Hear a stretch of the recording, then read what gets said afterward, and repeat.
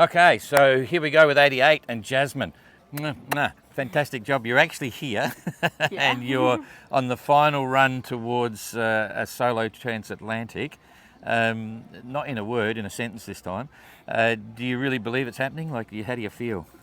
Yeah, it does feel a bit surreal. Yeah. And like how quickly Saturday's going to come around is a little bit crazy. And how much stuff's got happening between now and then. But yeah, it's just one of them. It's just going to happen. It's on. So you're relaxed inside, like deep inside. You relaxed. You think? I think so. After just like, I think it was probably how good that was just so mental. Yeah. Like that little leg that like I actually feel a bit more comfortable about the Atlantic, and I know it. Like I've done it before, whereas that I'd never done it, and now I've been on the boat and I've sort of seen the different scenarios. I'm a little bit more. I think I'm okay. Yeah, it's quite interesting that you do have that perspective, and we've known that ever since you applied to join the race. Oh, she's a rower, and she could always swim home. But this time it's going to be a bit quicker because you don't have to row slow. You can sail. So that's a plus. Okay, and you bought the boat. You've upgraded your own personal sailing and everything. Are you happy with the boat?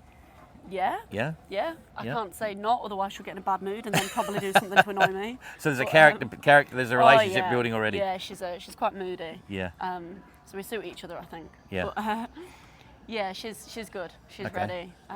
It's just me that's not me trying to do last little things. Yeah. It's an interesting perspective because others have built their boats. They've known it for years. You've sort of stepped in. How long ago did you get the boat? About a year or something? A year and a half. I brought it up to where I live in July 23. Yeah, okay. All right. Well, that's plenty of time to get into it. I'm going to grab the camera from Jane, and we'll. Some of you will know this boat. I'll just quickly go over it because there's not a lot to.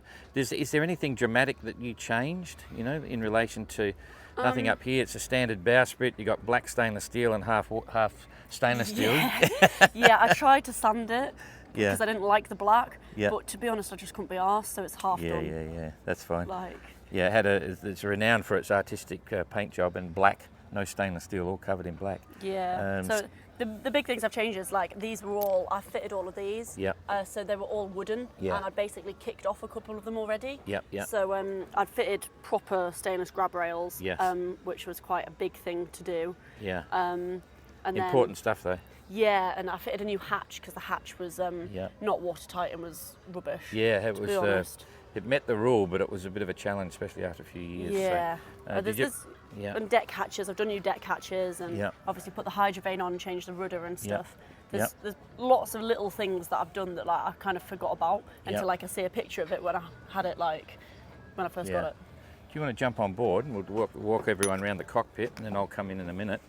Okay, so there's a watertight bulkhead pretty much underneath the main sheet travel there, and you got the hatches there on the back. How's it all doing? They're watertight or they're leaking a bit, or? They were leaking a bit. Yeah. So I've just been trying to Sikaflex. It's difficult to get around here, so I was in the hatch this morning, Sikaflexing just from the underneath as well, just to give it a bit more. That's cool. And you got, I know you built the targa over the top for the solar panels in Lagos. Yeah, we put this on. And what's the story with the tiller again? There's something special. It's the people who made it or something? Yeah, so it's been made by a famous carpenter called Mouseman, who's really local to where I live and makes all sorts of amazing stuff, and it goes for a lot of money. And he made me a tiller arm because I've never made one before, and so that's a really cool special thing. That's cool. Yeah. And the whole hydrovane thing was a whole new experience for you. Yes. And so it's a solid installation. I forget how many boats. 3 boats have got it, or 4 or something. 4. So you're happy with that? Yeah, I am. It felt solid. And I've got some reinforcement stuff, and I've got some more things to reinforce it if I start to feel like I'm not happy. Yeah. So I've had lots of people on that with me, which is really good. But no, it looks pretty solid now. Yeah, I'm happy. Yeah. Okay. And so, and you had an issue with the outboard. What happened there? Basically, the first day when it got dragged out, I had to take the tiller arm off so I could lift it up, and then some salt got into here, into that bit. Oh yeah. And basically then corroded one of the pins. Yeah. And so that then snapped off. Yeah. And so it doesn't work. So I'm going to take this to somebody maybe later today or tomorrow to get it to just replace that panel. Yeah. Basically, because the little protector bit just doesn't stay in. Yep. So Okay. and I didn't. Yeah, it already got saltified by the time I was clear enough from land at that rough start day. So that was quite annoying. But yeah. All right. So they'll get it going again anyway. yeah. Yeah. Hopefully. Yeah. That's cool. Hopefully, touch wood. All right, that's cool. Hey, look, I don't want to count the number, but I'm seeing bruises on you. You got bruises on your arms and shoulders. It's ridiculous. I've got them all like down my legs. I had them all down here. They've at least gone by now, and I've been on the back of my shoulders. And so it was a bumpy ride. Yeah, it was. Like rope burns, like cuts everywhere, and stuff. That's just me, to be honest. Okay, like. That's fine. The nature of sailing. All right, so everything's pretty simple though. There's no surprises. Let's jump down below. I'll just jump on board. If you want to go below, and you can give us. I've been on board here a lot in the years gone by. I raced against Etienne and he beat me, but I was in the seniors division, so it's not so bad. Okay, so you got compass out here. You got all the usual deck gear. This is all very traditional. New hatch, so that's sealing. That's the same as Dan's. So that's pretty cool. Okay, and yeah, here we are. The same thing. Hang on, I should be able to go down wide here. But a little bit wide. Yep. Okay, so what do we talk about? Because it's funny, when someone builds the boat, we talk about all their modifications and bits and pieces. Yeah. So you got the main watertight bulkhead, that was the same, and that hatch is probably still the same. Big hatch, actually. It's a big hatch going through there. Yeah, it's good. I like solid. It. Plenty of gear everywhere. So what can you tell me about your world down here? Anything that you modified specially? I wasn't going to use the kitchen. There's a gimbal in there, so I boarded that up just so I can store stuff. Yep. Basically. Yep. Built this step so I can put stuff in the step as well. Look at that box. Yeah, so that's like got loads of stuff in it. Yeah. It wasn't particular. Like I put a ceiling on just because there was loads of obviously all the bolts and stuff come down. Yeah, good idea. If you happen to be upside down. Yeah, exactly. I've tried to paint little bits as well because it was a bit abattoir-y, to be honest. Yeah. I'm trying to make it slightly more homely. I just put like some edging on and bits, but that's a couple of photos up and everything. But yeah. Chart tables in one piece. That's okay. Yeah. So that's cool. Done little bits, but not too much. Yeah. And so the bunks are straightforward. All the lockers are full. They're watertight underneath. You've got lee cloths on both sides. You can use either bunk. Yeah. And you mentioned on the trip you had water down below. How did hang on, I'm just trying to drive the gimbal here. Come on, here we go. How did you think the water came down below, and how much water did you get below? So I'm pretty sure, because I was cleaning a lot this morning. Basically, I had massive, tons of water just dumped over the top of me, and it was then sat on deck. And I think it went through the deck hatches, and then underneath, and basically the pipe that runs through, it was closed off in here, but I think still some has come through, and then it just went down into here. So I managed to sponge a lot out, clean it out, and then into these hatches.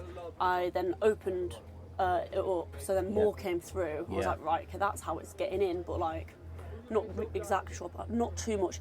More in the back, which I just pumped out. There's probably about 40 litres or something. Okay, so it's nuisance water. Yeah. I can see what's going on. It was just annoying. There was little bits in here. It did dry out, but it's mainly in these hatches down there and at the back. But as I said, I was in the hatch earlier trying to at least flex from the inside because I can't do it from the outside.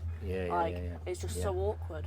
Well, that makes sense because I was trying to think of, because this hatch is really good. The vent got knocked out, but that's only a little tiny hole and bits and pieces. So it's all secure. It's just nuisance water, and it's surprising how far a little bit of water can go. Yeah, to be a real pain. It was just handheld bilge out of the back basically, and I just need to keep an eye on it. Yeah, that's cool.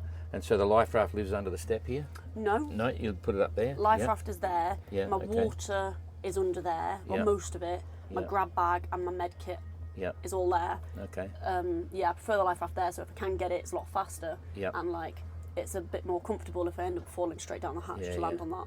Perfect. Did you do your 15-second life raft drill? No. Oh, we've got to do that. That's what I thought. Yes, I got my book there. I can't lie, but No, I got the list. I got to just check my list. I can't remember, but I think there's only about 4 that didn't do it. So we'll do that later. When you're ready, tell me. So the deal is you've got to be able to move the life raft from there.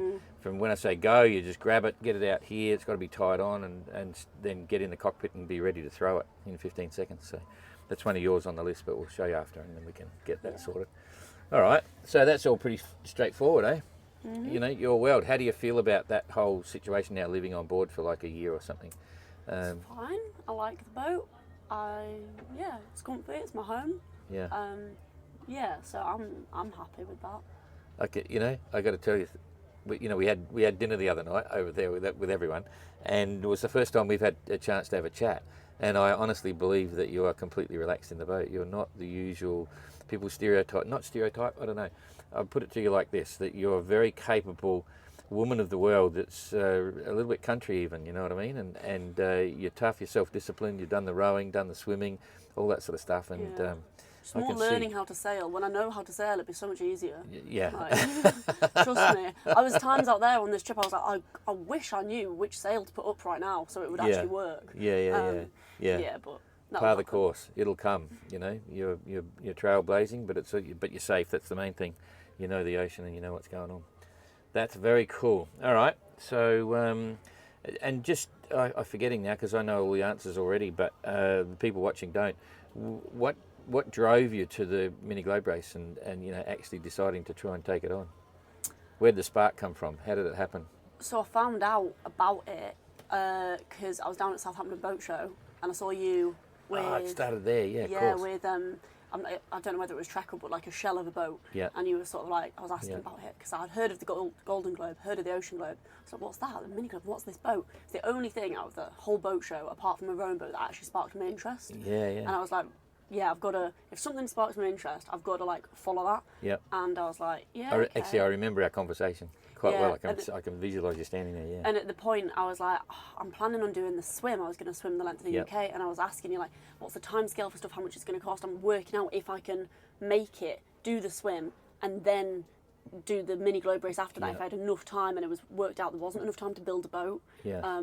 And learn how to sail at the same time. Yeah. So it sort of happened, and then I went to go see Origami that was just nearby from Peter when he'd sailed, done the Transat, and I went to go see it, and he was like, yeah, you should buy Origami. I said, right, give me a couple of months, let me try and get a deposit together. I've got absolutely no money because I've just spent it on swimming the length of the country. Yeah. Let me get a deposit together. And then a couple of months later, I saw it for sale on Facebook. I messaged him immediately, said, no, I want it. That was my decision when I saw it. And he said, sorry, somebody else has bought it. This within half an hour. I was fuming. Yeah, I was like, yeah. I told you I wanted it. And so immediately I was like, right, I've got to find another boat. I've now, in my head now, the fact that I was finding out I couldn't get it showed me that I really wanted it. Yeah. So I contacted Mark Slatts, who then said put in touch with Eli. Eli then was like, right, speak to Etienne, he's got one for sale. And literally 2 weeks later, I got on the ferry to France and sailed home. Perfect. Yeah, that's a good one. Yeah, it's funny how it all lucks out. It's sort of like that scenario when you're in the middle of one expedition, you're thinking about what's next, and when you've finished it, you're thinking harder about what's next, and that's where it evolves. Yeah. Yeah. Well, after this, if I make this, I just want to go home. Well, you'll be sailing home eventually. The world's round. Yeah.